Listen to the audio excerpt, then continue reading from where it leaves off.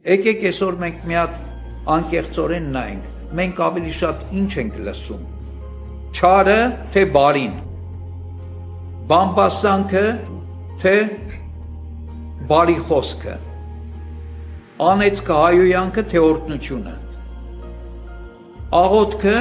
թե աշխարհի աղբը, որն ենք ավելի շատ լսում, որը մեր լսողությունը խաթարվել է, մենք մեր ականջները փակում ենք Աստծո խոսքի առաջ,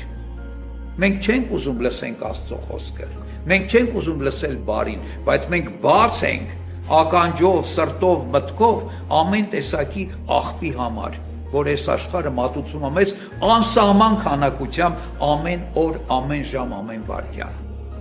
Եվ տեսեք ինչքան դժվար է աղոթք լսելը, ինչքան դժվար է ավետարան լսելը, բայց ինչքան հեշտ է լսելը այն, ինչ որ աշխարհն է տալիս։